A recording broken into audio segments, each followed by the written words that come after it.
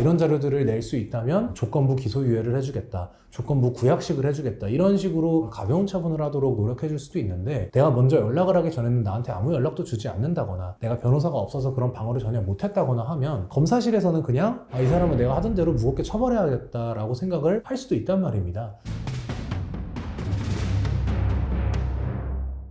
안녕하세요. 변호의 정석 형사전문 장현우 변호사입니다. 내가 경찰 조사를 잘 받고 나왔다고 생각을 했는데 본인 사건이 검찰로 이렇게 송치됐다라는 문자나 우편을 받으면 좀 멘붕에 빠지시는 경우가 많을 겁니다. 이 형사사건에서 경찰 조사를 받은 다음에 변호인 의견서를 내고 수사관과 적극적으로 소통한 다음 검사에게 송치할 것인지 하지 않을 것인지, 이런 골든타임을 지키는 것이 굉장히 중요한데, 변호인이 없어서 골든타임을 놓치시거나 골든타임을 놓친 변호인분 때문에 억울하게 송치되신 분들이 종종 계셔서 저희로 펌으로 상담 문의를 주시는 분들이 많이 계십니다. 검찰 송치 문자를 받으시고 이제 검찰에서 추가적인 처분을 한다거나 추가적인 조사를 앞두고 있다면 지금이야말로 정말 마지막이라는 사실을 알고 계실 겁니다. 왜냐하면 대한민국 검찰이 기소를 했을 때 구공판으로 재판에 넘겨지게 되면 거의 99.1% 정도의 확률로 무죄가 안 나옵니다. 유죄 판결이 나온다는 얘기죠. 이거는 대검찰청 데이터도 마찬가지인데 지난 10년 동안 1%의 무죄율이 나온 적이 없습니다. 굉장히 높은 확률로 기소가 됐을 때 내가 형사 처벌을 받게 된다는 것이기 때문에, 구약식의 경우에는 무죄가 나온다거나 하는 경우도 꽤 있지만 경찰이 혐의가 있다라고 검찰에 송치했을 때 그 검사도 경찰의 의견이 일리가 있다, 기소를 하겠다라고 한다면 실형 선고가 될 수 있는 유죄 판결이 남아있는 가능성이 올라가기 때문에, 내가 송치가 되었는데 앞으로는 어떻게 되는 것인가요? 라고 여쭤보시는 분들께 드리는 말씀은, 기소유예나 불기소를 받으려면 지금이 마지막 기회입니다 라고 저는 말씀을 드립니다.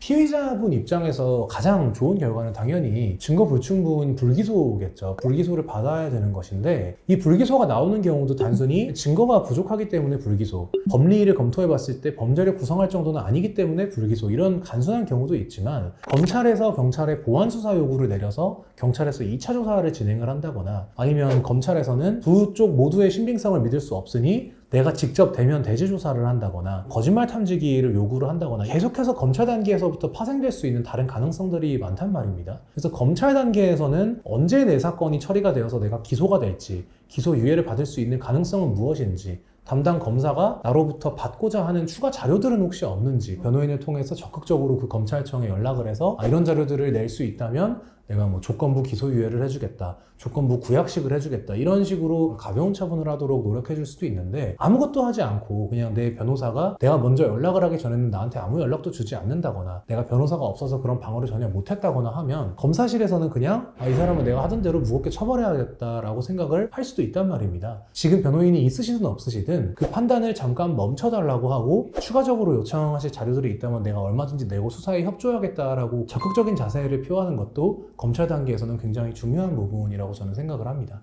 가끔씩 이제 검찰에 송치됐으니까 다 끝난 것 아니냐라고 말씀하시는 분들도 많이 계신데, 검찰에 송치된 상황에서 내가 구공판으로 형사 재판에 넘겨져서 징역형의 집행유예, 벌금형 이런 것들을 받을 수도 있고요. 약식으로 그냥 벌금만 받고 빠르게 사건이 종결돼 버릴 수도 있고, 검사가 기소유예를 해줄 수도 있고 무혐의 처분을 해줄 수도 있단 말입니다. 검찰로 송치된 건 그냥 단순히 담당 경찰관이 검사에게 일단 넘겨야겠다라고 판단을 한 것에 불과하기 때문에, 검찰에서는 또 무죄율을 항상 일정 수준 이하로 관리하려고 노력도 많이 하고 있다 보니까 무리해서 기소를 하지는 않는다는 것이죠. 그래서 내 혐의 유무에 대해서 더 꼼꼼하게 따질 수 있는 자료들이 많이 제출이 되면 검사로 하여금 기소하지 않아야겠다라고 마음먹게 만들 수도 있기 때문에, 변호인과 경찰 수사에 미비하게 대비를 하셨다거나 내가 경찰 조사를 잘 못 받고 나와서 걱정이 된다면 검찰 단계에서 충분히 변호인 의견서라는 것들을 제출을 하고 담당 검사를 설득해서 불기소나 기소유예, 증거불충분이나 기소유예로 막아낼 수 있다는 점을 이해하시면 좋을 것 같습니다.